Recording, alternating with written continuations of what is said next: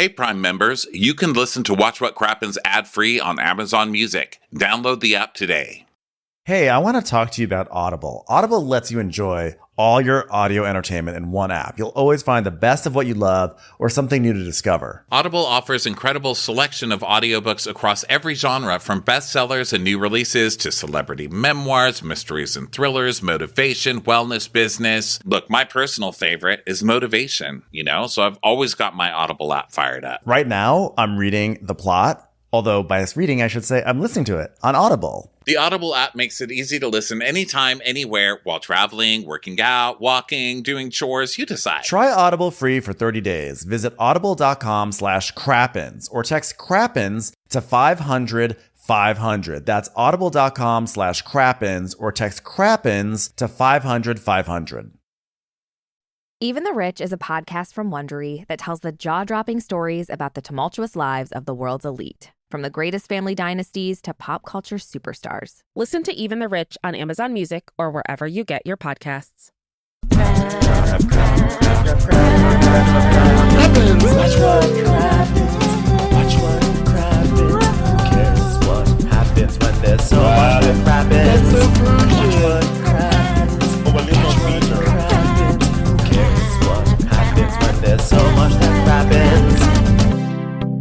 Well, hello and welcome to Watch What Crappens, the podcast for all that crap we love to talk about on Neil Bros. I'm Ronnie. How are you, everybody? Welcome to the show today. I am with the gorgeous, talented, about to get a haircut, Mr. Ben Mandelker. Hi, Ben. Oh, hi. God, I cannot wait for my haircut. My barber, I talked about this extensively on yesterday's show, and my barber canceled on me right in the middle of the show too, by the way. What? So, The betrayal. The betrayal. But I'm not going to get on her bad side because, as I've said on the show before, I once saw her throw a chair at someone. So, we'll be on her good side. We'll be on her good side. Someone you let cancel every once in a while, And if you ever need respect in your life, take notice. Make it a lesson, everybody. Throw a chair every once in a while. She's very lovely. I love her, but don't get on her bad side. She will throw a chair at you, or she'll throw scalding coffee from her car to your car, and because that also happened with her. So she's, oh my God, she's ruthless. Wow. She does not mess around. Okay. So here we are. Watch What Crappens. Today is Jersey Day. Is also another Crappens On Demand Day. So come join us if you want to see our gorgeous faces. I still look like ground hamburger meat from my microneedling. Ben still has hair like a hippie. So long. Look at Joe Namath. And we are getting ready to go travel to see you guys next week. The 21st, we'll be in Toronto, sold out, sorry. And then the 22nd, we will be in Philadelphia, PA. So excited for that. You know what? We didn't talk before about what shows we're doing in which city. Should we just decide now or wait? Because Yeah. I think we should do VPR in Toronto and I think we should do Jersey in Toronto and VPR in Philly because we did Jersey and Philly last time. Okay. Sounds good to me. Plus also that also makes more sense with our recording thing because it would be really cruel to make the audience wait all the way until Saturday for Jersey. So yeah, we'll do Jersey and Toronto and Vanderpump Rules in Philadelphia, and it's gonna be great. Those are two of our favorite things to do live, so it'll be so fun for both shows. Yes, those are great. And then here's what we're going to do until June. Okay, you ready? Because in May, we're going to New York City and Washington, D.C. That's what we're doing in May. We're having a chill May. That's all. But then in June, it's crazy finish it up time. We're going to San Diego, St. Paul, Chicago, Columbus, Boston, and Massachusetts, Connecticut, which is where Foxwoods Casino is for our big finale. So join us. Go to watchwhatcrappens.com. Get your ticket links there. Also, links to our Patreon to get this video, our bonus episodes. This week is a taste of what that is. It's the Vanderpump Rules. Tom Schwartz going on to Watch What Happens Live. And that's the type of stuff we do for bonuses. So join us, okay? Now let's cut all of that out and start talking about the Real Housewives of New Jersey. Yes. Wow. Real Housewives of New Jersey going off to Ireland today. Big cast trip is starting. Hilarious hypocrisy on all fronts from everyone on this cast. It's crazy. So it opens up with we're in Envy of all places. We start in Envy, Melissa's boutique. Because it's Danielle's. Yes, of course. I just have to say before we get into the scene. The first thing they show is a close-up of the brand Chanel, and then it pulls back and we're at Envy, which is so hilarious because Melissa got in trouble for selling fake luxury brands. So I love that she's still at it. I'm assuming this is real Chanel, but if there's anyone out there who'd like to check, you might wanna. All right. Yeah. If Canal Street has had a nice big sale of Chanel lately, someone might want to go check Envy. Don't tell Jen Shah's judge. So we're here because it's Danielle's big pop up for her bougie kids, whatever. Like this sort of like low back burner storyline that's been kind of, they're pops up every now and then. So this is Danielle's big thing. She's like, I want to do fashion for kids. So I'm bougie. I'm the bougie ma. And so Melissa goes, oh, wow, look at you. You really came bougie. In other words, calling her a tacky ass bee. And she really is. She's wearing this white top that's bedazzled with plastic diamonds and then has like a feather rim around the bottom. It's, I would like to see, there's a million of these like Project Runway shows. Like there's Project Runway, and then there's like Next in Fashion, and then there's like a million. They're all the same. They all do the same thing. Designers come in, they design some like beautiful haute stuff, very chic, runway. They all want to be like major fashion designers. I would like a Project Runway type show to differentiate itself by catering to regional fashion.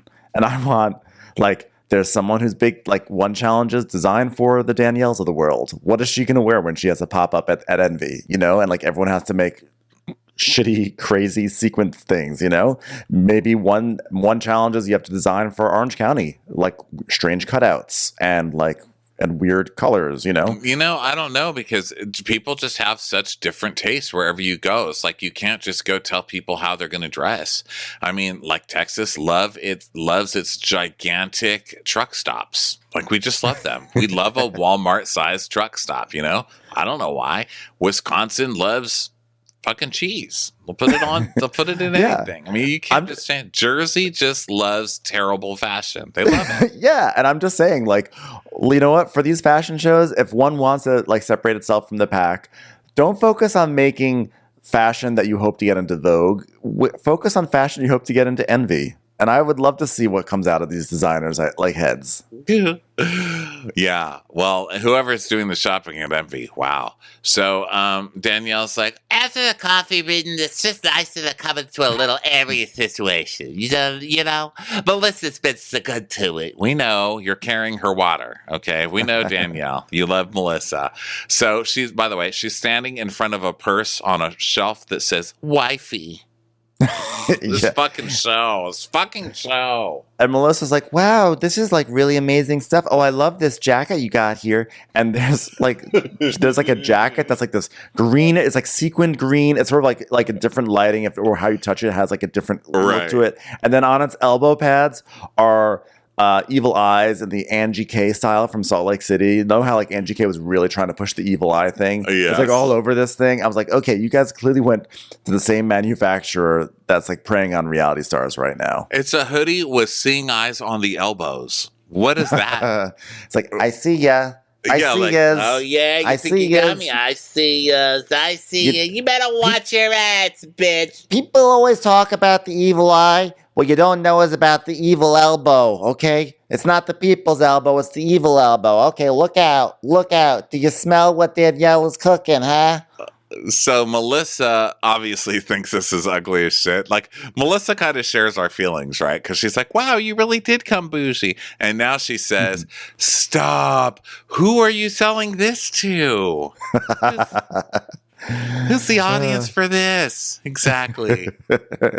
Yeah, like doing pop-ups is really hard because, I'm online, so it's really hard to sell stuff from pictures, especially when like they're all broken JPEGs, but like this is great because people can try everything on.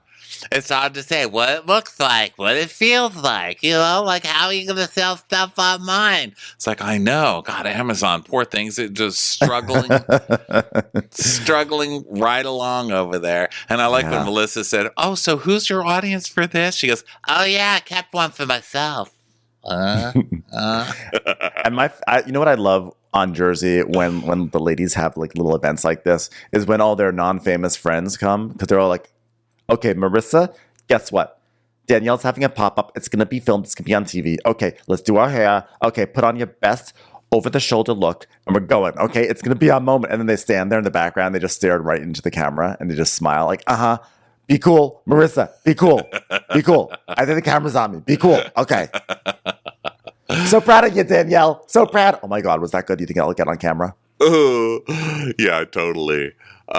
Just posing with the wifey purse. Because one lady picks us something off the rack and she goes, I love it. And it's good, fucking terrible, like by the way. Yeah, she's like, I need this. Give it to me. Yeah, and she goes, I love this. And then Danielle goes, what size is this? It's like, don't make people tell their sizes on national TV. Now all your friends are going to leave because I would have been like, that bitch screwed me over on the Housewives asking my size. How dare you? So Jen comes in and we do the usual. Oh my God, you look so cute. You look so cute. You're the cutest I've ever seen. Oh my God, damn it, you're so cute. She said, oh my God, look at this. Look, all the girl stuff's already gone. Look, that people already bought all this stuff. And then her friend Marissa goes, I know, a lot of it, even the bathing suits. I'm on camera, aren't I? I'm on camera. Am I on camera? So Melissa's like, oh, don't forget we got jewelry over there. And so Jen's like, all right, so I didn't ask you. Are you okay with the Laura Snobby and bridesmaids, Melissa? You don't feel bitter about it after the fact, like, do you regret not saying yes to being in the wedding when Teresa gave you the chance to be in a wedding, the biggest wedding of the century? Princess Di's trying to crawl out of her grave to be at that wedding because she's so jealous her wedding wasn't even as good as this one's going to be. And I'm just gonna put it right out there, mister. You can always change your mind, okay? You can always change your mind. All that's gonna happen is I'll say, Melissa's a flip-flopper. Look at her flip-flopper. She's so fake. She just wants to be here because it's a popular wedding. Melissa's like, no, I'm not changing my mind. She keeps blaming me for everything instead of taking responsibility for starting all of this. And Jen's like, she's telling us, don't you want to move forward? You just say like, so sad, it's so sad, it's so sad. So, why don't you break the olive branch that's extended to you already? Why are you breaking olive branches? And Melissa's like, at this point, I'm just like... I really recommend getting Crap is on Demand. I love really getting into Jen phase. Jennifer was peak Jennifer this episode. Okay, we always say that she always sounds like she's in a 1950s like police crime movie, and especially later when they're like cross-examining her about the psychic. I mean, she really she really is. And last season, I remember talking in the recaps when the reunion came around because Jen had her big season where she was just put upon victim Jen, which she was. I mean, that was a rough season, I think, for anybody to go through for her. And she was like legit the victim. She had her depression scrunchie. She stopped like, it was a sad season for her. So then she got to the reunion. She had the whole country, I feel like, was on her side. And then she just turned back into villain Jen immediately. And I remember saying back then, God, I wish she would have been like this all season because Jen tends to have like maybe a little bit of a season with that personality. But mostly she's normal, nice mom Jen. It's not until she's really triggered that she goes off. Well, she showed up as reunion Jen this season. And I would just like to extend a personal thank you because I appreciate it. Yeah, I think some people may be may think that like we hate Jen, And I love Jennifer. I think she is hilarious and crazy, but I think she's almost 100% wrong in every situation. And I think she's like a monster, but but she's hilarious. I think she's hilarious and terrible, but terribly hilarious. You're allowed to have all these feelings all in one. Yeah. So Melissa's saying, at this point, I'm just trying to put any hurt feelings I have about being excluded from the wedding or the kids not being in the wedding, or like that Dolores and Jennifer are in the wedding and I'm not. I'm just trying to put all that to the side because I don't want to go on this trip, this beautiful country with a chip on my shoulder. I just want to be a good person. And Melissa's like, well, what about you, Danielle? You were pretty upset with Rachel at that party. And she goes, oh yeah, I was pissed. Because instead of trying to make the situation better and saying, Margaret, no one said Arsenal, she made it worse for me. And I never threw anyone under any bus. You can vouch for me, right? Right? And Teresa can vouch for me. Because what I saw that day, I saw a rat. And that took everything I said. She spun it. She dug a hole. She ruined my relationship with Margaret. That rat! And Melissa's like, wow, calling someone a rat where we're from, that's bad. If you're a rat, you're the lowest of the low, because rats are little and rats are on the ground. Also, on a show full of idiots, Danielle really is impressive as an idiot. I mean, she really is shining bright, shining through. Wow. She is, but I have to say, I did say that as well about Fuda. Fuda is a fucking rat. Who does that to a new friend? Just runs in tattletales to all what she considers the popular girls to get the other girl in trouble. Not cool, Fuda. Not cool. Well, you know what though? But in terms of Danielle, it bothers me that Danielle is taking no accountability about the situation. Keeps on saying yo, it's coffee talk. We're just talking. We're coffee talking. And I was just we're just joking around. It's no, you came into it and was I had Margaret has an Arsenal, and I looked into it, and this is what I said. And there's a girl named Laura. And da da da da da. Danielle was the total driver of the stupid controversy. She does not take accountability for it, and I guarantee parallels between this and whatever's going on with her brother. I guarantee it. Yeah. Okay. She's deluded. And God bless. God bless, because that's all I want from a real housewife is pure delusion. Some nice delusion. Yeah. Yeah. Bougie mom, bougie kids. So she's like, oh yeah, she twisted it real fast. You can't do that. You can't just twist, you little rat twister. And when you tell somebody something, they go back and tell on you, that's a rat. She revealed herself to me in that moment. First I saw a girl with an oddly pointy nose. And then the second I saw her, I said, it's a rat. It's a rat. Whenever you explain your emotion to someone and you say, you hurt me, and they come back all nasty at you, you're not sorry about anything, you're not nice, you're a bitch, which is actually a female dog, but made of rats. It's rats stacked on top of each other to look like a dog. You're a bitch rat. And Melissa's like, are we going to even have fun in Ireland? You guys are scaring me, even though I just brought this up to upset you. And Danielle's like, you know what I do? I forgive, but I never forget. Now, where were we? Who are you? So now it's the next day, time to pack. So now we're going to see what packing is like for different people in life. So Teresa's packing and Lou's like, oh, look at all that stuff, Tree. Look at all that stuff. Oh. She goes yeah, well, I don't even know what the weather's going to be like over there. Do they even have weather? Do they have clouds in Ireland? Do they have air? He's like, it's going to be cold. It's going to be cold. That's what it's going to be. She goes, so no bathing suits? No, yeah, no, Teresa. Bring your boots and sweater. No bathing suit. Have you ever seen a movie about anybody in Ireland where someone's in a bathing suit? Spring Break Ireland. Actually, now I'm trying to think of it. Have you? I don't know. Well, but also, to be fair, the Irish movies that get sent over to America are always about a very specific portrayal of Ireland, where it's always quirky and cute. Or very serious and people are hungry, but you never just see hey, let's go let's go on spring break in Ireland. We don't see where Irish people go on spring break. You never see a Best Buy in an Ireland movie. You know what I mean? You never see a mall. Yeah, it's always people working in a factory. I think it's mainly people working in a factory or a farm. Like, that's all that they give us. Or like that Banshees of Inisherin or whatever that's called. Banshees of Ed Sheeran. There's just the Banshees of Ed Sheeran, where everybody just lives in a tiny house with a tiny little guitar and a loop pedal, you know? I was going to watch that the other night. I forgot.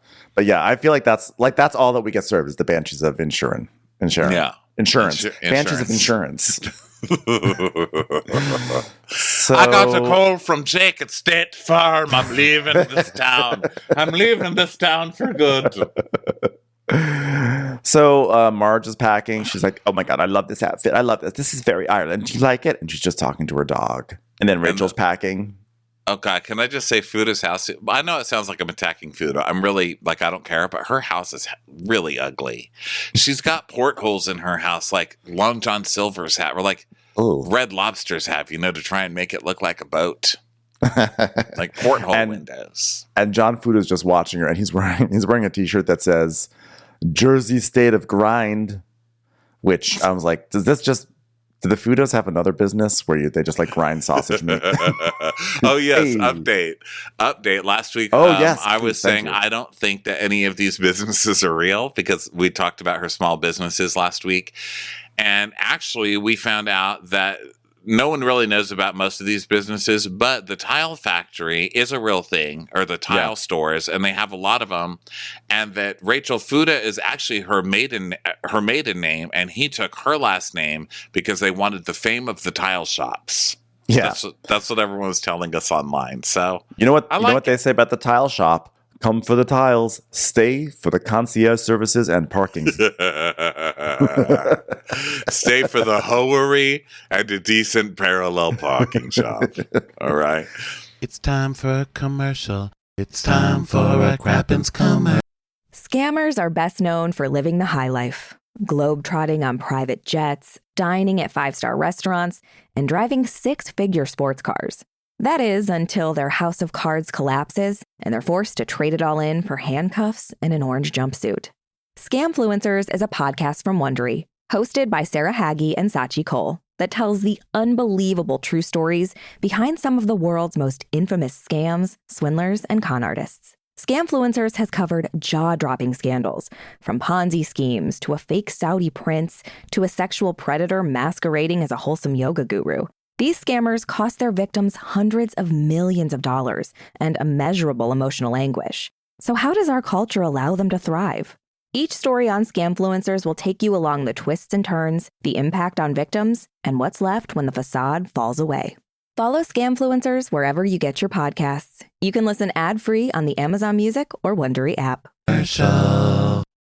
So then we go over to Paul's house, and Paul's brother and sister-in-law are over, David and Monica. Yes. And David's like, Monica is like, Dolores, what are we going to do today? Are we going to have some breakfast? And then what are we going to do after we have the breakfast? Well, we're going to go for breakfast. We'll start there. And then I know she never says anything else. Dolores does not overpromise. She's like, we're having breakfast. I'll tell you that much. That's all I'm promising you, tacky lady. And David's like, well, Monica got on the plane yesterday and started drinking immediately, so she's ready to party. Wow. Well, I would love for the girls to hear you speak because this is what we're going to going home to. Okay, I want to make sure they're aware that there's a different accent in Ireland. Okay, so I'm going to have them all come over and listen to you, and it'll take about 45 minutes for it to soak in. Okay, but I hope you guys are all ready because that's what's happening after breakfast. And Dolores is like, all right, so we're going for this bachelorette party in Ireland. Maybe you can tell us what to do because I have no ideas what to tell. Do you have a Best Buy? Is there a Best Buy in Ireland? And she's like, no, there's no Best Buy, but there is a center of town you can go to. It's real fun. You're going to love it. But there will be cobblestones. And she goes, oh, God, so they can't wear their Louboutins? Louboutins, you mean? No, Louboutins. It's what Emma sells. I love that movie, by the way. I thought that movie was so breathtaking. There Will Be Cobblestones. I was like, wow. When Daniel Day-Lewis at the end of that said, I drink your Monster Energy drink, I was like, wow, God, this movie blew me away. since we're all princesses, we're staying in a castle, and I got all these Irish activities. But don't think I'm not nervous. You bring these girls somewhere rural, it's not what they used to. We have a lot of Irish activities. First, we'll be doing a shift at the factory. Second, we'll be splitting a very humble meal together. We're going to have a Sunday, Bloody Mary Sunday. Afterwards, we are going to have a whimsical romantic moment. And then finally, we will embrace the 19th century. I can't wait. I can't wait to play Revolution with them. It's like Dance Dance Revolution, but it's Ireland. So we took out the Dance Dance. It's just going to be the Revolution. So anyway, and so Paul says, well, here's how it works in Ireland. Just tell the girls that if you start singing, they'll sing along. If you start fighting, they'll fight along. I'm like, well, I'm not sure about that singing thing. Do you remember their song from last season? Lady Drama. Learned it from my mama. Everyone, get them out of the country. We're not singing along to that. I know. Try that in Ireland.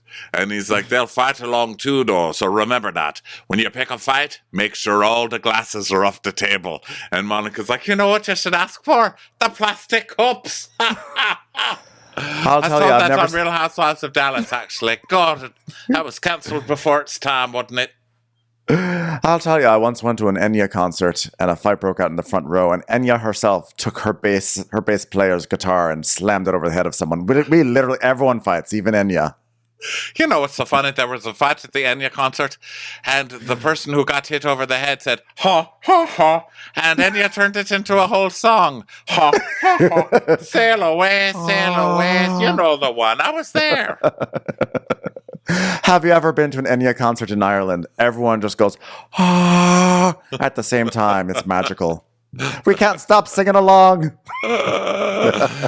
So then we go to Marge and Benino, and he's like, she's like, I'm telling you, that coffee day by Jen, the coffee psychic, that was tainted. And he goes, how do you know it was tainted? Just, the woman used my exact vernacular, saying, Jennifer, you've turned down a lot of endorsements. What kind of woman is so insecure that she fucks with people's feelings? I mean, just when you think she goes low, she goes even lower, Joe. Could you imagine anything more lower and depraved and disheveled like a drug addict than telling a coffee cup psychic? It's a little bit of information beforehand. Could you even imagine? The depravity, disheveled drug addict depravity. The depravity of telling her about their endorsement fight beforehand to a coffee cup psychic. It's just awful, Joe. So Melissa is telling Joe over their packing in their terrible house. Melissa's like, it was clear as day, Joe. Jen prepped her. And he goes, what'd she say about Teresa, huh? What'd she say about Teresa, huh? Let's make it fair. Would someone going to say something about me, but not Teresa? Huh? You want a piece of me, coffee psychic, huh? Did we mention, by the way, last week, I think maybe you did now that I say this, that Joe is redoing the facade of his house now because it looks so crazy? Yeah. Oh, God bless. So not Louis, helping. It's just putting more and more lipstick on that pig. Yeah. So soon the pig is going to look like Diane Ladd in Wild at Heart. Just a whole face of lipstick. Wow, Diane Ladd.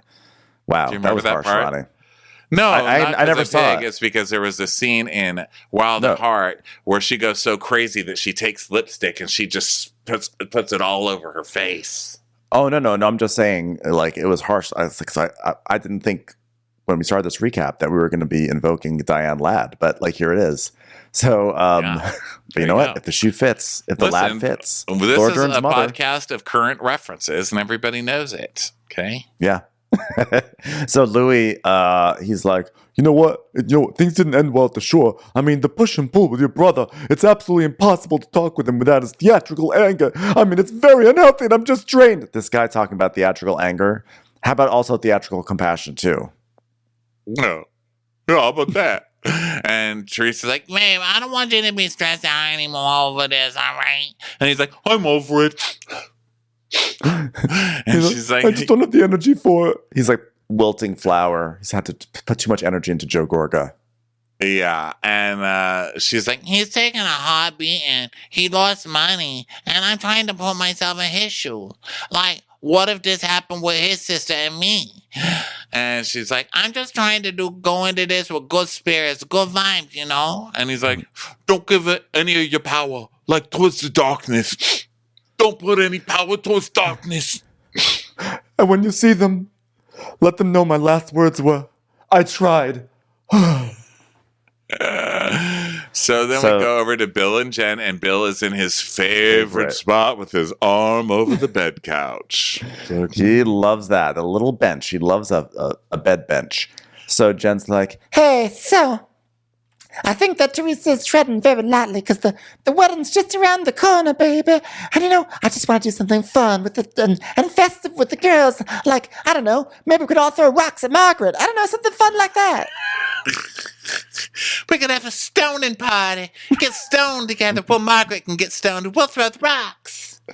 You know, maybe one night where we can all wear green, but Teresa's the only one in white, so she can stand out. And Bill's like, and then a policeman can knock on the door and say, I hear there's a disturbance, and then smack everyone in the face with his nightstick. So Jen's gonna avoid Margaret. You know, that's her plan. And she's like, You know what the thing is with Margaret? She's doing things that are affecting my family. Like my daughter, now she wants to be a love therapist. How am I supposed to get mad? How am I supposed to not get mad at that, my daughter? Wanting to go for an advanced degree and help other people. That's terrible. Terrible. She should be trying to become a Broadway star and live a life of misery until it finally happens 35 years from now. Oh, God forbid your child wants to be a doctor. So good. Yeah. And by the way, I just want to clarify that Margaret did not make Olivia want to be a love therapist. I'm pretty sure it's the fact that Bill is hiding away in the pool house for hours on end, and Jen is like sitting there in the kitchen waiting for him to come back and like show a modicum of affection and attention. That's probably what makes her want to be a love therapist. Right, and they're also always fighting or whatever. Jen's always having fights or whatever. So, who knows? Margaret didn't help with her. Margaret did not help. Yeah. It didn't help. It didn't help. But yeah, it's probably more than that. I would agree. So, you know, I mean, look, she could have decided to become a pool house builder. You know what I mean? She could have decided. There's worse things than wanting to be a doctor. Yeah. Aren't you happy that Olivia wants to become a therapist rather than go down a career that's going to lead her to have to go to the therapist? Yeah. Yes. Thank you. So, although I love therapy. So Bill's like, well, I think that Dr. Judy was very insightful. And she's like, but don't you want to just like participate more with the kids, Bill? Because just saying you want to do it and actually doing it. And he goes, oh, so I'm supposed to drop all my hobbies? I'm supposed to drop my hobbies in golf? I'm supposed to drop my hobbies in pool housing? And she's like, golf? That's what your hobby is? Your hobby is hanging around the pool house for hours and hours, Bill? That's what it is? Oh, so I guess I shouldn't live my true self. Hey, baby, your true self got left at the door the moment you said, I do. Okay? At the end of the day, I'm just fighting for you and your time. If I couldn't stand you, I'd say, go to that pool house, baby. Don't ever come back. But I actually like having you around. Yeah, I mean, I agree with her. Who the fuck says that? You've got like 10 children, sir. Okay? Get the fuck out of the pool house and help raise those children. You don't going get to to just the pool stay house in the pool house. Going to the pool house is not living your true self. I understand that says like man cave or whatever, but like also, deal with your family, like participate a little bit, and that's your reward. Go there after you're taking care of your responsibilities for the day, and your responsibilities include checking in and being with your family, sir. Yeah, sir. So then Jen, she goes, actually, you know what? I like having you around, Bill. That's the thing. And he goes, well, I hope so. But of course, he doesn't say the same thing because that shit is not mutual. No, it's not. So then she tries to get on him to continue therapy. And he's like, maybe. And it's like, if maybe's all I can get, then I'll take it. Going to therapy was just a light of fire under his eyes and acknowledge me and my feelings. He's given me a little bit, but it's not just me that needs the effort. The kids need it. Look at the children. The kids are like swinging from chandeliers and diving into their like 2-tiered pool. No need to light a fire under my ass. These cheeks are sizzling as it is. So we go to the airport. Melissa's in all green because they're going to Ireland. Do you think Ireland gets sick of that shit? Aer Lingus is probably how many times they roll their eyes like, oh, here comes another one. So Rachel's there and she's like, this is definitely not the ideal situation to be traveling to another country with someone that you're not the best friends with, but I'm not gonna let Danielle's dramatics about something so minuscule like affect my trip. I need to live it up. Yeah. So Melissa's like, I brought sleepy time tea for the plane. And Fessler's like, I brought a Xanax. How about that? That's what you bring for the plane. Stupid.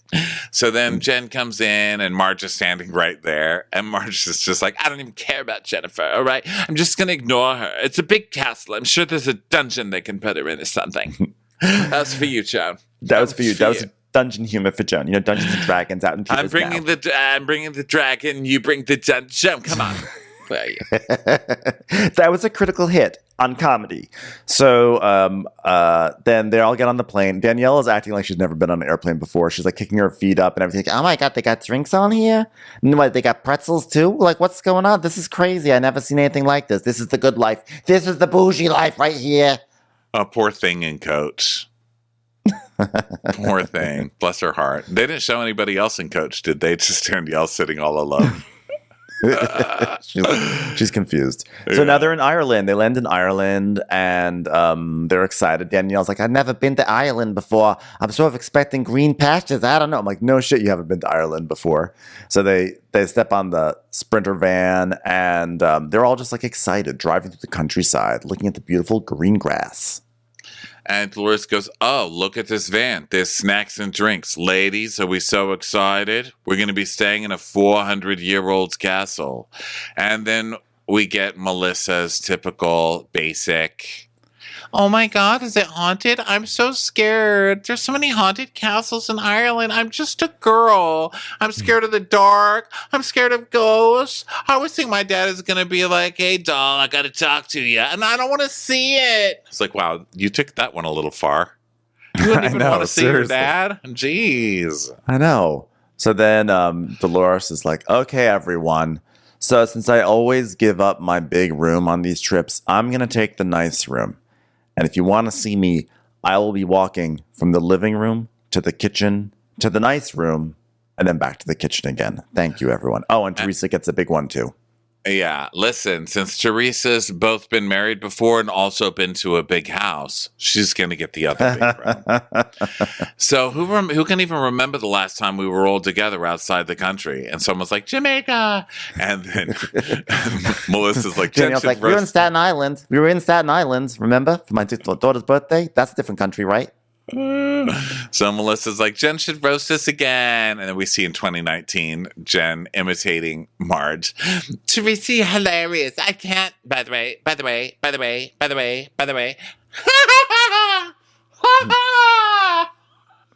Yeah. So, and Fessler starts that was talking pretty good.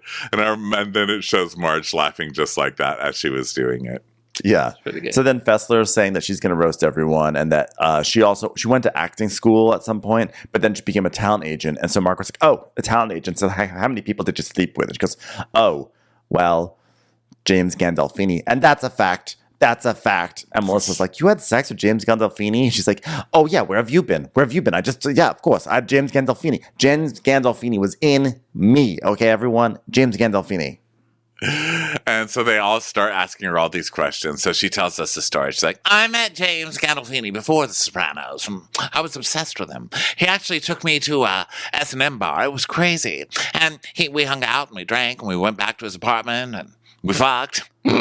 When he died, I got so upset. And Jeff was like, you realize you're not married to James Gandolfini, right? You're married to Jeff Fessler. He's the one that got away. But also the one that really was never there, right? But he was inside me, and that's a fact. Put that in your pipe and smoke it. Like, wow, that story was surprisingly detailed and visceral. So, and then someone goes, well, maybe a spirit will come to the mansion. It's like, yeah, that's exactly what I want when I'm in Melissa, of course, turns it back to herself. She's like, maybe his spirit will come to the mansion. I could be scared because I'm scared of things. Literally, I can't even imagine if like I got haunted by a James Gandolfini ghost. It would just be so awkward. I'd be like, sir, do you have to haunt me in a wife beater? Do you have to do that? Like, please put on a shirt. Because James Gandolfini ghost is just a sire. He's just gonna come in and be like, it's like, what did you come into my room to fucking give me a disappointed sigh? Like, what the fuck? What kind of ghost are you? I feel like it's a ghost that's just going to come in and ask me if the brajol is ready. Like, I'm not responsible for making that, sir. You have something there? You're hearing something, Ronnie? Is there a noise, Ronnie? Ronnie's looking very concerned. As soon as I take off my headphone, it stops. Isn't that the way it works? Is it my voice? It's going. Jen Fessler making interference. That was Jen Fessler trying to get the zipper down from Tony Soprano. So they arrive at the castle, and Danielle goes, "Oh, wow, it's actually a castle. And she tells us, I grew up in Staten Island, so this is very different bachelorette party than I'm used to. We usually some dingy place and run into clubs, so I upgraded." Yeah, this part is not unlike the beginning of The Traitors, I have to say. I was really expecting Alan Cumming to come out, even though he's Scottish. So Margaret's a whole lot of reality stars not worthy of the set that they're about to inhabit. I know. Enter. It's like, oh. Margaret's like, is there a driveway to the castle? Oh, is there going to be a driveway? I'm very concerned. Is there a driveway, please? Okay. So, I love when Marge walks in, she goes, "I love how it smells." Smells like castle. I love it. Jennifer Fessler's like, I love it. This is like the Tony Soprano of castles. God, I want this castle in me right now. And then there's all these beautiful paintings of like all the aristocrats who have lived in this castle, right? They're everywhere. And Melissa goes, "Ew, that's typical haunted type artwork." Haunted type artwork. So embarrassed. It was a very important movement in the 1700s. Teresa, just so you know, Melissa's not the only one scared of ghosts. Teresa is too. She goes, "Oh, I want Louis. I miss him. I'm scared now." I don't know how Louis makes a situation unscary. Like with his eyes bulging, veins popping out of his forehead. Oh, you're safe now. That's how to clear a place of ghosts. Bring Louis in. He'll be like, "Can we talk about your future?" And my future, because you and me makes okay. They're like, "I'm getting the fuck out of this house. I don't care. I've been here thousands of years. I'm leaving." Yeah. So it's girls. It's girls' room. It's girls pick their room time. So they pull names out of a hat, and they're all given the name of a room. And Marge is like, "Oh, this is a cute name for me, Tinkers." Yeah, and Jennifer is acting like she is above this. She's like, "You know what? These bitches are such divas. They're always talking about what room they want. I want this room. I want that room. I don't care where I sleep because guess what? I sleep in a palace every day of my life." I'm like, I remember the trip to Oklahoma, Jennifer. I remember how you acted on that trip. So don't act like my gosh, she was disgusted with that place. I remember that. Yeah, her first season, right? She's like, "Yeah, I don't live like this. What is this? Hay? I'm not sitting on hay. Hey, here's what I'll give you. Hey, I'm not sitting on hay. There's your hay, bitch." So, but of course, the cruel fates, Jennifer winds up with like the biggest and most beautiful room with an amazing tub and bathroom. So she totally wins out, and Margaret's like, "Oh, you got a good bathroom, you bitch. You bitch. Well, this is good. There's enough room for you to have your disheveled, druggy overdose moments in the bathtub. Enjoy that, stupid face." It's time for a commercial. It's time for a Crappens commercial. So the name of the room that Melissa gets is Nick. Isn't Nick the ex? I thought this was shady. I thought Nick was the guy. I thought Nick was the guy who. Yeah, was it the ex or was it the guy who? I know I've heard Teresa? That name. Hold on, wasn't that the guy? Wasn't that the bald guy who came up to Teresa and was like, "Oh yeah, Melissa danced in my club." Oh, actor Nick Barada shocked over Melissa Gorga cheating rumors. Melissa Gorga. This is from Reality Blurb. Before anybody tries to sue me, okay? I'm not making it up. I'm just reading it. Melissa Gorga was recently accused of cheating on husband Joe Gorga with their longtime and also married friend Nick Barada. And he's gorgeous, by the way. Oh my God. Nick Barada? Yeah, so anyway, I thought that was pretty shady. The storyline is about outing Melissa for cheating with this guy, and then the name she happens to pick out of the hat is Nick. Come on. Nick. See? Maybe the ghosts are onto something. So, yeah, they're going through. Teresa has a big room. She has like a turret, which is it's bizarre. She has like a room that opens up into a turret, which is also scary. For some reason, I feel like Teresa in like a circular turret room is dangerous. I feel like she just will get confused and just spin around in a circle until she bonks her head. I don't know. Where's the door at? Where's the door at? Where's the door at? And then Jen Fesla's got a room. Who cares? These are just rooms. So, Melissa has like a fine room, but she's like, it doesn't really matter what my room looks like, because I'm never in a million years gonna sleep in this room alone. I'll be sleeping with Jackie or Margaret. Okay, I'm scared. If you should be scared, is sleeping in any home that your husband constructs. Okay? Anyone with the bravery to live in a Gorga original needs to shut the fuck up in classic Ireland. This place has lasted thousands or hundreds of years, ma'am. Yeah. Just look at the chandelier that you ordered and then tell me about fearsome things. Yeah, please talk about how scary and gross this place is. Fucking Melissa. So then they go to lunch in the dining room, and Jackie's like, wow, this is so sophisticated. And Tree goes, you sit here because you put it together, Dolores. All right, you sit at the head. You sit at the head. So yeah, they're sitting down, and Teresa's like, oh, I like this room. This is a real pretty room. Oh my God, pineapples. Wow, it's a pineapple. So they're like, okay, yes, Teresa, it's a pineapple. I hope we get to talk about Teresa's vaginal juices again. You know, the ghosts are like, did it on purpose. Can't wait for her to talk about her vagina. So Melissa's like, you don't need that here, Teresa. And Marge goes, there's something in the Irish air because Teresa's cozying up to Melissa. I mean, maybe it's the ghost and Teresa's getting nice spirits for what? Who knows? So Dolores goes, ladies, I just want to remind you of something. We're not in New Jersey anymore, okay? So you can't take a highway to any place you want, all right? So listen, everyone calm down. Don't be rude. Like Jackie the other night when we were doing coffee cup readings. This is so clunky. Yeah. Don't be rude, like Jackie the other night. Jackie, when you were out of control rude, you were ranting and raving, foaming at the mouth against the coffee cup person. And then we see a flashback of, be like, Jackie, do you want to get your cup read? No, thank you. Okay, everyone, that's a no for Jackie. Jackie says no. No coffee cups for Jackie. Jackie says she hates this. She's a dog with a bone. She wants to eviscerate this woman, and this is the worst thing that she's ever seen in her life. Okay, continue, everyone. And Jackie's like, I just didn't want her to do my reading. I mean, everyone was upset. Also, she knows Jen set it up. So the second she reads Jackie, it's going to be like, your husband cheated.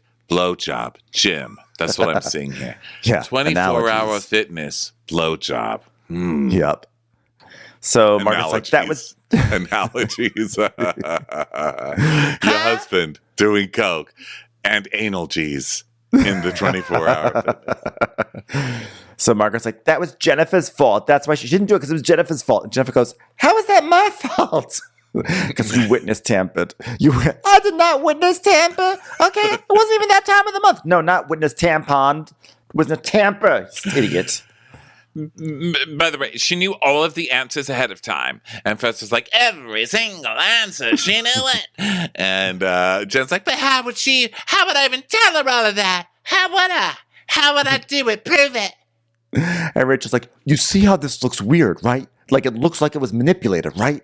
And Jen's like, listen, at the end of the day, she is a psychic. She knows things, okay? She's known Teresa for years. She read Teresa before Teresa, and Teresa said she was really good. Wow, I can't believe she was able to do a reading on the most famous person on this cast, whose all personal information is out there for public consumption. Right, and Teresa's like, she's really good. I only had good readings with Angie. There's never been anything really skeptical.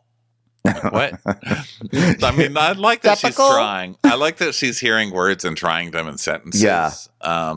That's nice. So she's like, shit, but she's always been good for me. And she said that Jennifer did not tell me anything. And Marge goes, but she used the word endorsements. The word endorsements. And Trin goes, well, I asked Jennifer, what did you tell her? And she said, I just told her that me and Margaret, we had a fight. And then everyone points at Jen like, you see? You fucking liar, Jen.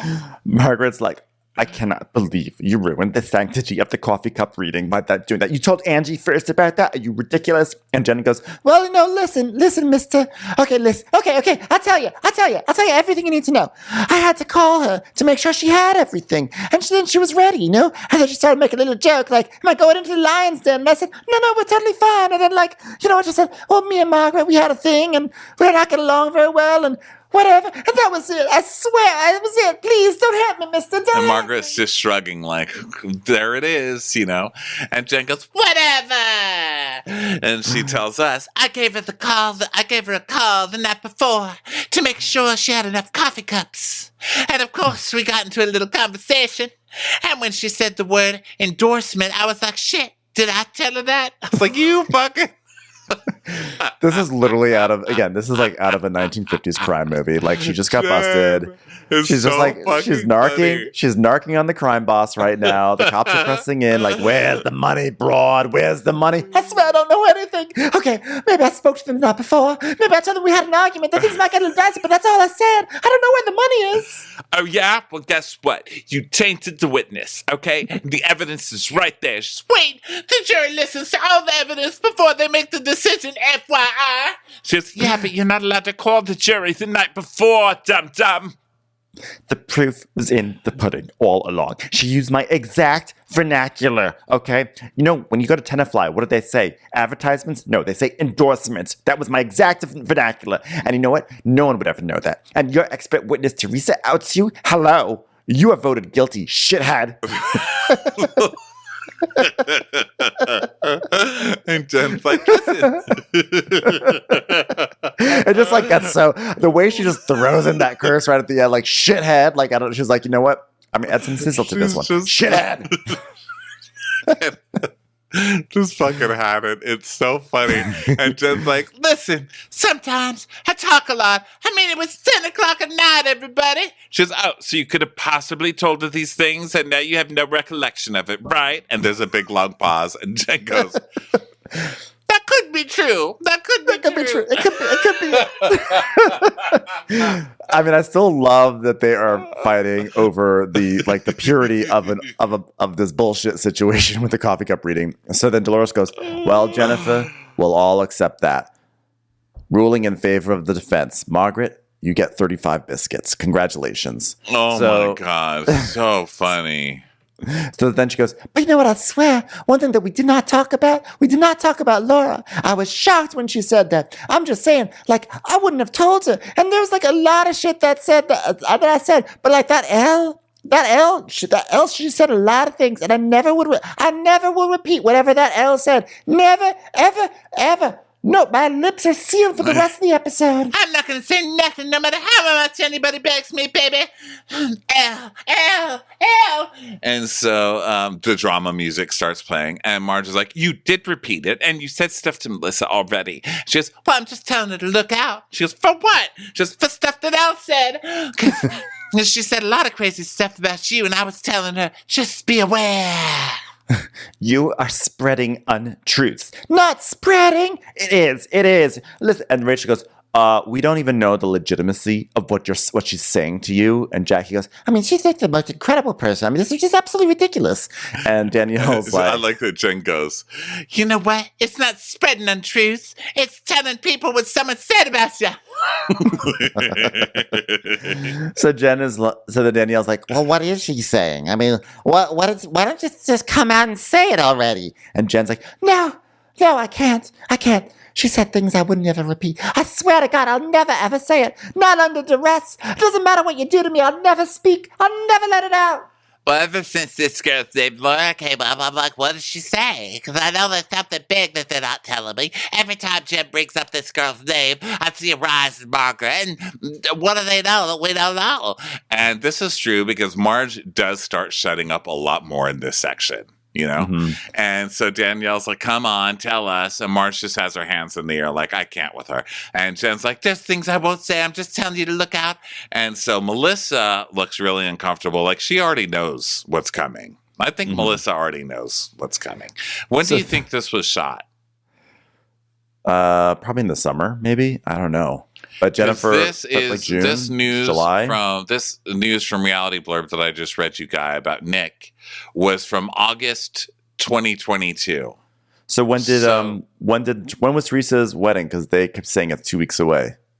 Teresa Giudice's wedding date. August of 22. So it's probably late July, early August. Yeah. Very, very close to Sheena's wedding, I'd like to add. Yeah, so right now. So maybe that's why, because it came out right now on the show and then somebody leaked it, you know? Well, so Jennifer goes, coming. Yeah, Jennifer tells us That Laura sang like a bird, and Margaret can't stand. lady. And she's like, and Margaret can't stand that I found out, and I love it. I love every single minute of it, baby. And so she's like, I don't need to explain myself to anybody. I said what I said, and that's all about that. and Marge is just silent, like very guilty silence, right? So now they all disperse to go get ready to do whatever.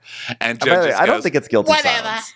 I do, because Marge normally is like, oh, shut up, Jennifer, you stupid idiot. And now she's just like, she's kind of giving her that look, but she's not saying anything. And it's not like Marge to just shut up and not saying anything. I think Marge is like, on this point, who knows what this chick Laura has told her? Because look, I don't even blame Marge for it because you talk shit with your best friends. I talk shit with you all the time. If somebody came to me and said, oh, Ben hates you now, and he sat down with me and told me all the stuff you said, do you know how many different places my mind would go? I would shut the fuck up and look guilty too, because who knows what you could say, you know? So my take on it, you know, because I play a lot of these stupid social deduction games where it's like, oh, who's a traitor, who's not? That like when you're going hard, like if my take on it is that like she was being hyper aware of like I have to play this right. Because if I'm too quiet, I'll look guilty. If I'm too loud, I'm going to look guilty. And I saw her as being like trapped into how to play it for the cameras, which I guess it's sort of, I mean, to me, it didn't necessarily read as guilt. It just looked as like extreme self-monitoring, knowing that it could be a sensitive situation, like, or that like this, like if she doesn't play it right, this could all like blow up in her face. Well, I think from what I can see where you are, and I'm not really even disagreeing, but from what I see, it looks like she knows that this L has some bad stuff that she has said, and Melissa knows too, because Melissa just looks like she knows. I mean, Melissa is staying quiet as a mouse over there.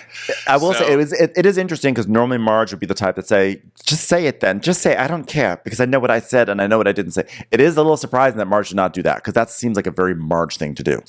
It seems like they got to get, like someone made an agreement, like we won't bring this up on the show. This isn't cool, you guys. Right? Like somebody found out what Laura said and they're like, we're not going to bring this up on the show. And that's why Jen is like, oh, I'm not going to say anything. I just couldn't say anything. Is such a ham, so ridiculous. Being like, I will never ever say, it will never leave my lips. And but it can leave Danielle's lips. Right. Exactly. So. That's like literally one scene later. So basically everyone leaves lunch and now people are start doing makeup for dinner. And there's this crazy Trixie Monocle song that's like hot girls, hot dress, hot summer days. So hot, make the competition run away. Can't hear, only care what my mama say. Get on the level. Ooh, get on the level. Get on the level. Ew, get on the level. So then Danielle goes to Jen's room and some weird green bandana thing. I don't know. She was about to join Pirates of the Caribbean or something. Like, I don't know what she was thinking. I don't know if she thinks that took place in Ireland. I don't know if she's going for like crystal ball, like maybe that comes from. I don't think she understands what Ireland is really, but she comes into Jen's room and Jen's like, oh, I got some sashes. One says misbehaving and one says mischievous, and you got Miss Partying. So no shade for you, girl. No shade for you. We're friends, right? Can't wait to be friends. Sit down, let's be friends. Wow, I can't believe what happened at lunch. That's crazy. Oh, yeah. Margaret is pissed because Margaret doesn't know what Laura told me. But Laura told me, you're going to want to hear this, what I have to say. And when someone says that about someone who's really done you dirty, you get intrigued, you know? You get intrigued. So Danielle's like, okay, well, I want to know what's said now, obviously. And Jen's like, oh, I will never tell. And she's like, come on, you said everything else already. Danielle, who hates a rat, unless someone's going to be a rat to give her information.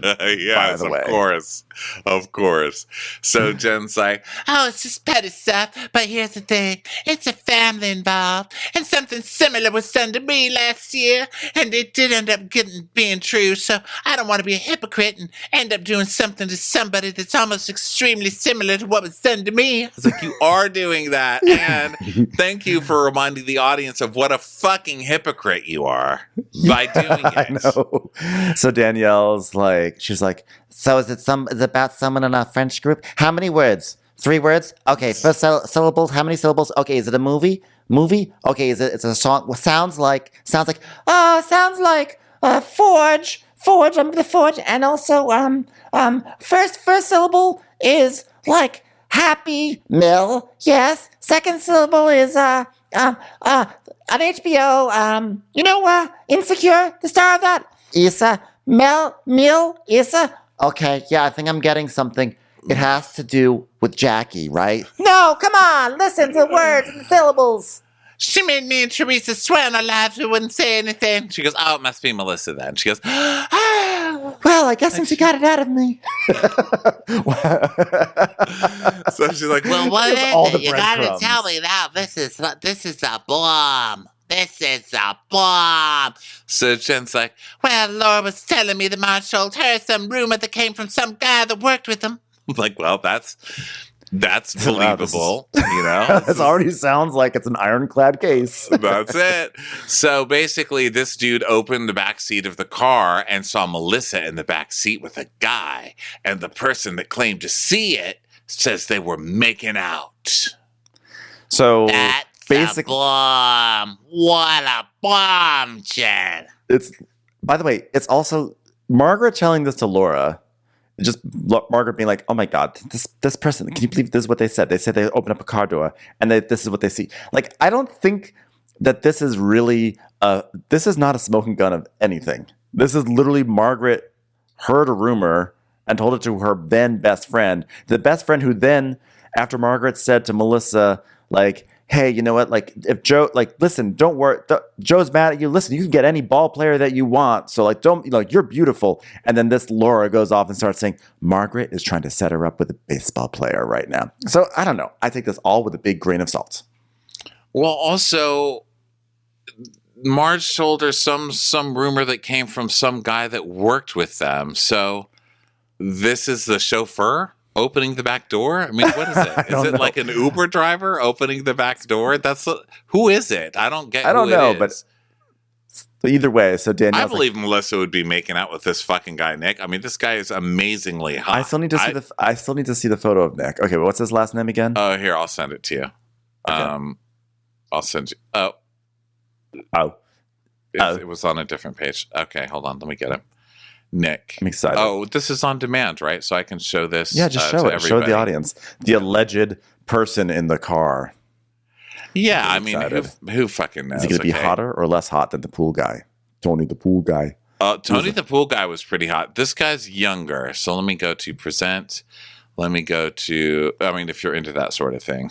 I'd prefer the older myself. Okay, what do I, share screen. Okay, here it comes. I'm so excited to see what this big then drum roll on. Here you go. He's hot. Yeah. So this is Nick. I mean, he's hot. Is he hotter than Joe? I don't know. I mean, but he's hot. But I hope he had a wonderful time attending a Medea family funeral premiere. Because that's where that photo's from. Okay, so back to the show. Okay. So Danielle, fishing for more information. She's like, oh my God, she was making out with somebody else. It's like, no, she was making out with a car seat. What? Yeah. What is she thinking? She was making out with like the bent in her arm. Like, what do you think? So then she had a sock puppet, and they were making out together. She just keeps going. That's a bomb. That's a bomb, Jen. And she's like, this stuff's shocking. It's shocking. I don't want to believe it. So Jen's like, so then this guy told Margaret, and Margaret told Elle, and Elle told me and Teresa. And Danielle's like, so Margaret is the one saying this? No, you fucking idiot. Jen is like, the one saying this. Like, how are they holding all of this against Margaret for telling some rando? She never told anybody else it was even connected with the show at all. I mean, this lady had to seek you guys out. If Marge was really an asshole, wouldn't she have used this? Or, I mean, I know that they're accusing her of holding it to use it later. But like, I'm sorry. Like, this whole thing strips out whatever intentionality Margaret may have had. I mean, it's very possible Margaret could have said to Laura, like, oh my God, I just heard about Melissa Gorga, like the things I do for her, because guess what? She was making out with a guy. Yeah, because so-and-so just told me. It could have been like that, but it could also have been like, oh my God, could you hear this ridiculous rumor about Melissa making out with the guy? This is ridiculous. Like, we don't know whatever the context is. We just know that Margaret relayed something to Laura. And now Laura, who hates Margaret, has a vendetta and is actively calling up Jennifer and Teresa to talk shit about Margaret. And now Danielle's like, oh my God, look at what Margaret is doing. At the end of the day, Margaret's the real villain here because she said it in the first place. It's like, what? You don't even know the context that she said it in. The villain is coming from the person who, I'm sorry, this is coming from the person. Danielle's the person who, like, when she had her spat with Rachel Fuda, Danielle was like, it was coffee talk. So she's all about, frustration about having something taken out of context. And then here she is, not even carrying a context of something.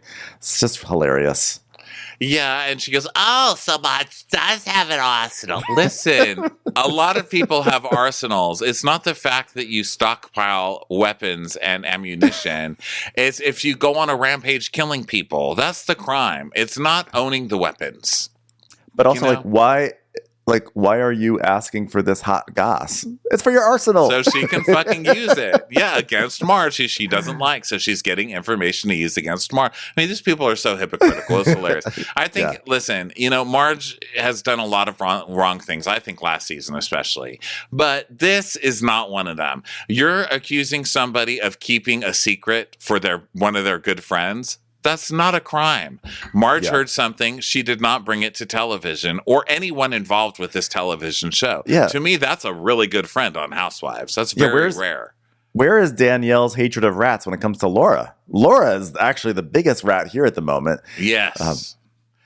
But that's okay. Yes, but now it's Margaret's fault, right? Hypocrisy is what the show's all about and always has been. Yes. So Danielle's like, this is Marge's fault, basically. And Jen's like, yeah, Margaret's the one who has all this information. And if you piss her off, you are done.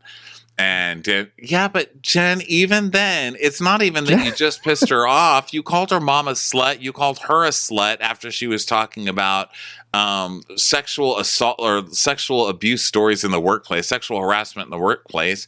And then when you hear this story about her husband locking her in closets and all this shit, you still say, I don't have anything in common with cheaters and people who would cheat on their spouse. So, she called you a fucking hypocrite because obviously you have enough in common with one to stay married to one, was her point. Yeah.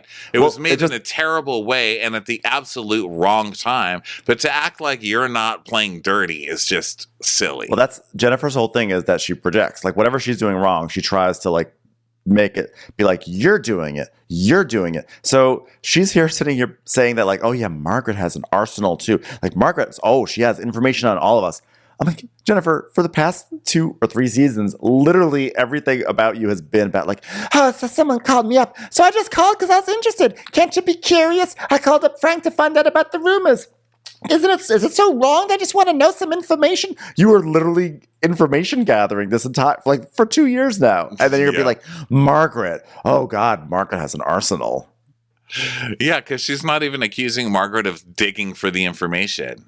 She's just saying, like, some chauffeur told.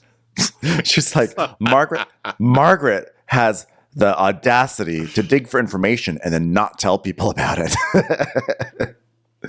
So then Jen is like, Laura didn't want to tell us. She was like, really? This is going to destroy Melissa and Teresa. Laura didn't want to tell her. She called you on the phone to say, I got some shit on Margaret. She called you and made you come to lunch with her. I mean, it's so ridiculous. So then Danielle goes, well, do they know about it? Because that's a bomb, Jen. It's a bomb. It's a bomb. And Jen's like, well, Teresa was so pissed. And she said, you know what, Jen? I believe it. I was like, oh, my God. So now you're throwing Teresa under the bus at the same time.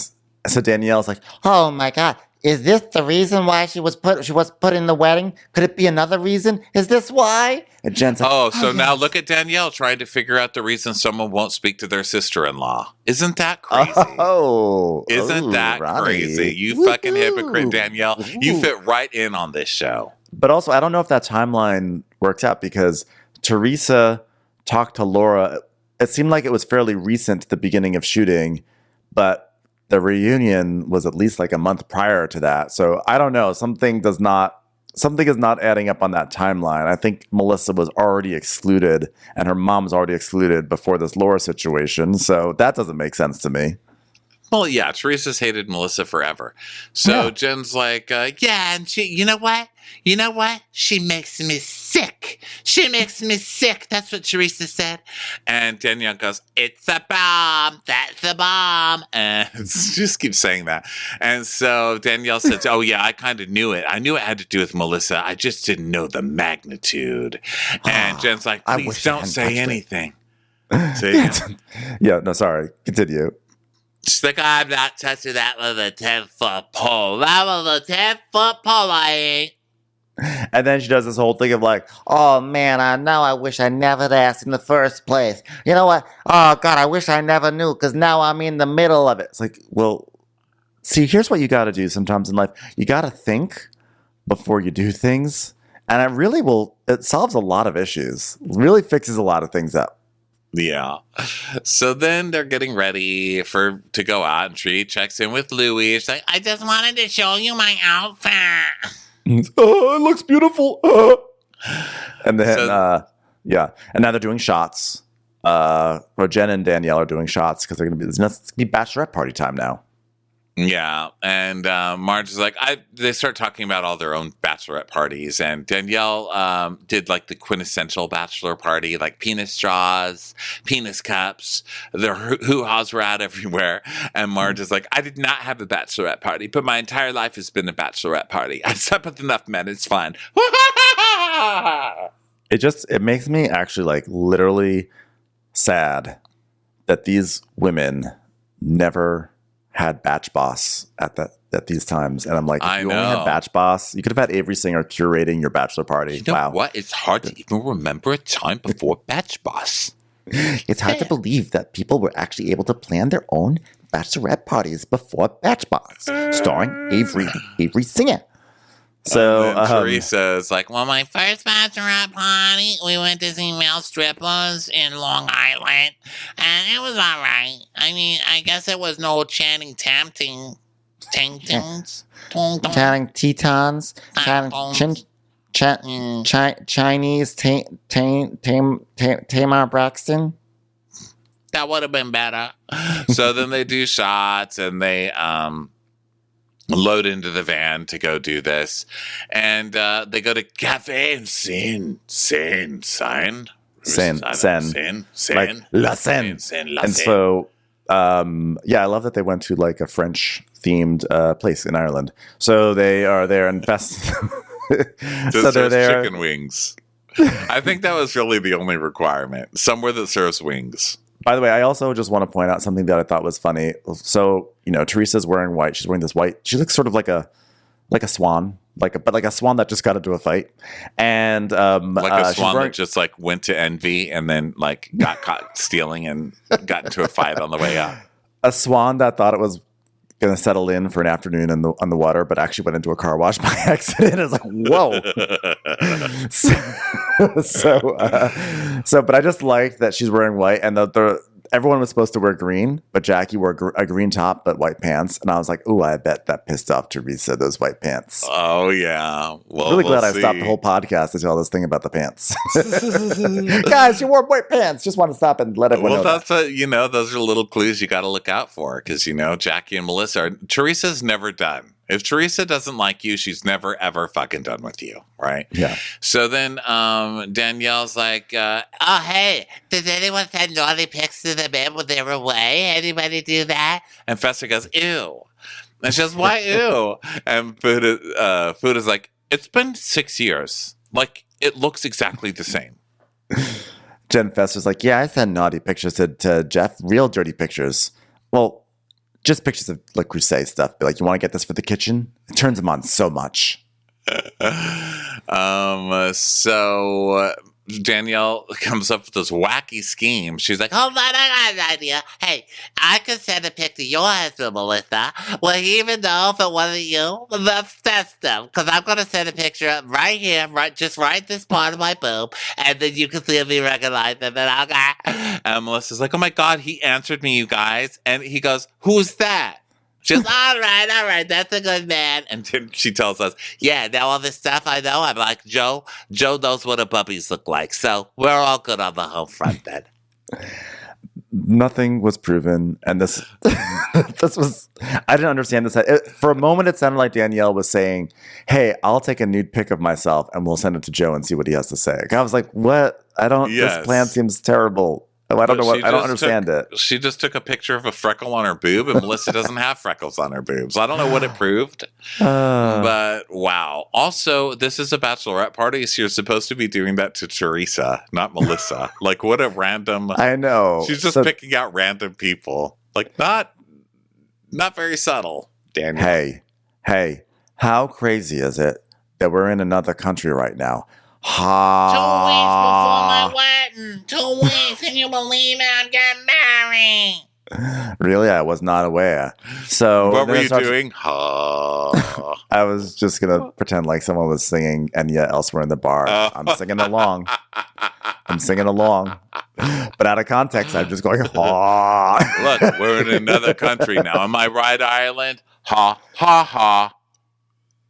Hey. Sail away. Ha, ha, ha. It worked. Hold on, ladies. Let me try something here. I get knocked down, but I get up again. And never gonna drop me down. I get knocked down, and but I get up again. And then me down. I get knocked down. There's people being tossed across the bar, glasses being broken over. I don't even know if that's heads. an Irish song, but I can imagine they would think it's an Irish song. Hey, listen, the radio's everywhere. Radios are international, sir. So now they all do shots and stuff, and Jen's like, oh my God, I can't wait till the wedding. We ordered our dresses. They're going to be here on time because we're bridesmaids. Melissa, why are you squinting, Melissa? Why are you squinting? and Fessler's like, oh yeah, what made you decide to make them bridesmaids, Teresa? Well, they've always been like big supporters of like me and Louie, and like that means like a lot to me. And so like I was nervous because like I didn't want another problem with my brother, you know?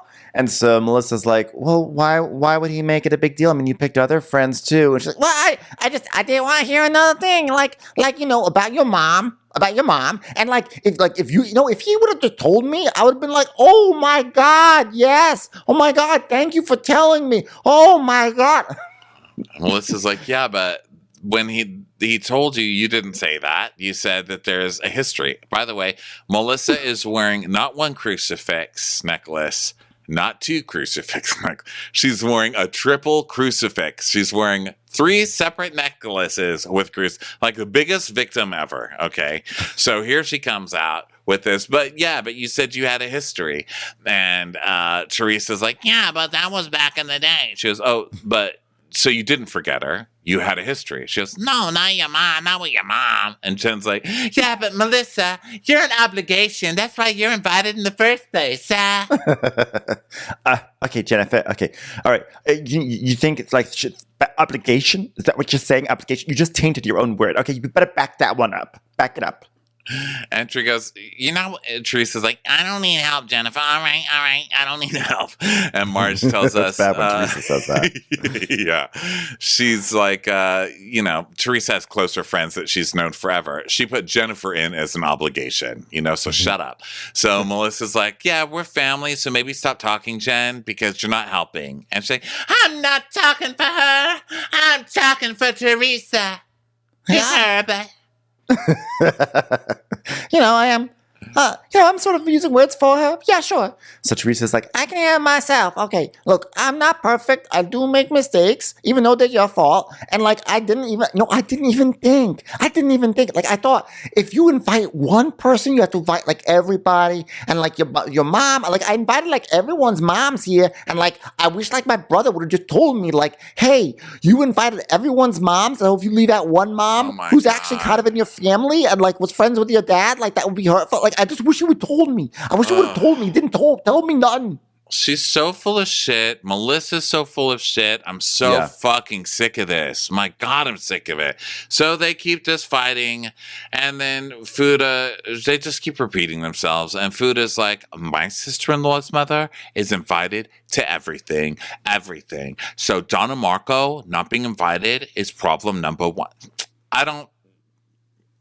No, I disagree. By the My way, sisters-in-laws are not invited to everything. Sorry. I mean, burn her house down, everybody. Go burn her house down.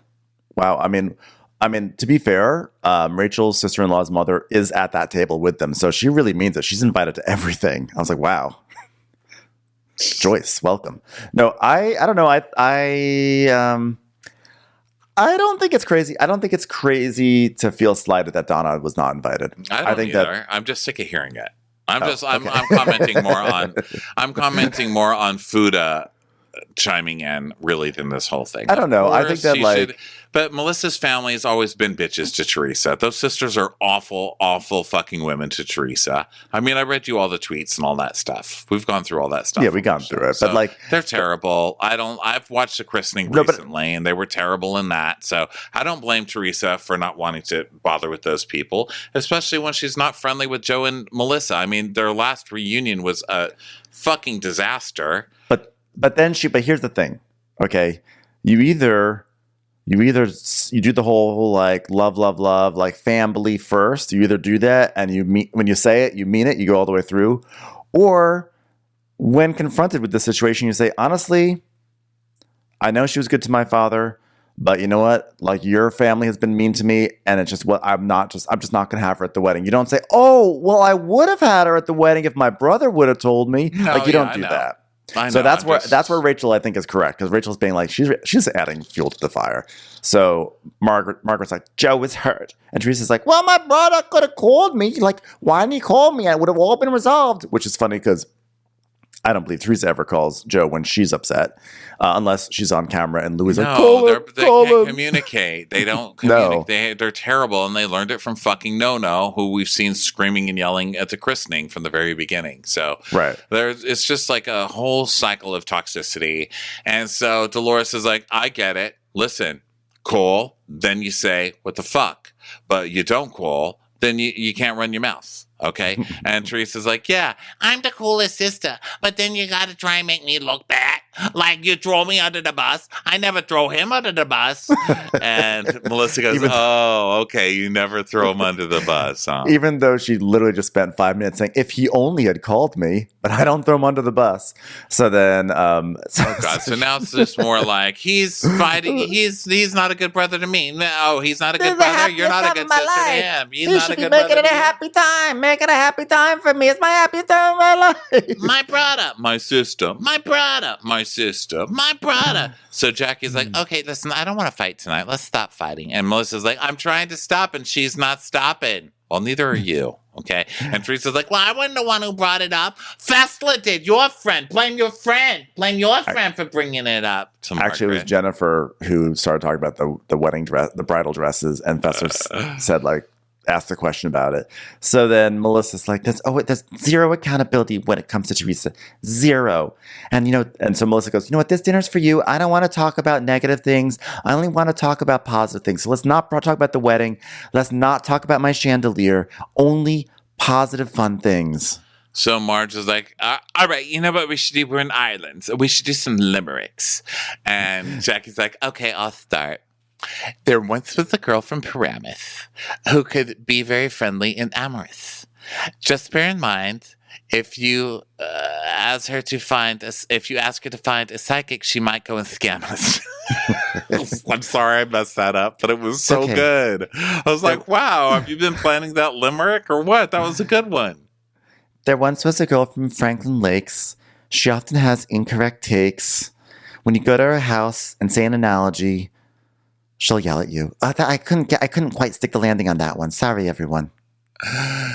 There once was a girl who liked pie, and she used to ask me all the time, why?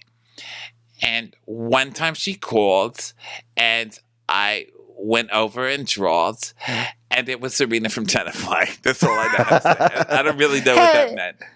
There once was a mister from Mister, and he said, hey, let's go play some Twister. So he got on the floor, Bill walked through the door, and now I've never been with another mister. No, Jennifer, you can't rhyme mister with everything over and over again. That's not how a limerick works. There once was a man in a bush. Hey, there once was a man, and there he was. How limericks work again? So Fessler actually finishes it off with her own impromptu limerick. She goes, okay, guess what? We're going to have a riff off. Okay, so there once was a girl named Fuda who sometimes was in a bad mooda, and when you make fun of her nose, like some of those hoes, she says, yo, bitches, screw ya. Oh, God, I could have been a rapper. In another life. Like, yeah. And Fuda's like, let's not push the envelope, Fessler. All right. Funny episode. So funny. Love this episode. And I think it also proved that you can do this show without these fucking people fighting about Joe and Melissa, or Joe and Teresa, because none of the episode really had it until the end, and it was a good episode. I'm fine with all. Yeah, correct. You are correct. But I'm also like, I'm oddly into the Joe and Teresa feud this year. So I'm like, it all is gravy for me. It all wavy gravy. Southern Hospitality Season 2 coming back, y'all. Anyway, thanks so much for everyone for being here, for watching, and we'll catch you the next episode for some Vanderpump Rules. Bye-bye. Bye. Watch What Crappens would like to thank its premium sponsors. Ain't no thing like Allison King. Ashley Savoni, she don't take no baloney. Dana C. Dana Do. She's not just a Sheila, she's a Daniela. Itchels. Aaron McNicholas, she don't miss no trickolas. Jamie, she has no last namey. Hava Nagila Weber. Sipped some scotch with Jessica Trotch. She's always supplying, it's Kelly Ryan. Kristen the Piston Anderson. You're never alone with Lacey Monteleone. Let's give a kisserino to Lisa Lino. Megan Berg, you can't have a burger without the Berg. The Bay Area Betches.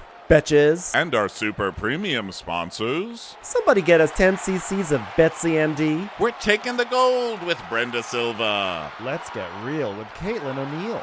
Don't get salty with Christine Pepper. Can't have a meal without the Emily Sides. Nobody holds a candle to Jamie Kendall. She's not harsh, she's Jill Hirsch. My favorite Murdo, Karen McMurdo. We love him madly, it's Kyle Pod Shadley. Let's go on a bender with Lauren Fender. We want to hang with Liz Lang. The incredible edible Matthews sisters. Nancy Cease and Desisto. Give him hell, Miss Noel. She's the queen bee, it's Sarah Lemke. Shannon, out of a cannon, Anthony. Let's take off with Tamla Plain. She ain't no shrinking Violet Kuchar.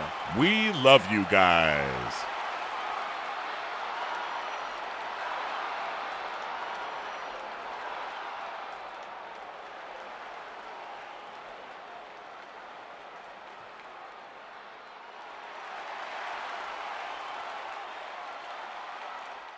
Hey, Prime members, you can listen to Watch What Crappens ad-free on Amazon Music. Download the Amazon Music app today. Or you can listen ad-free with Wondery Plus in Apple Podcasts. Before you go, tell us about yourself by completing a short survey at Wondery.com/survey.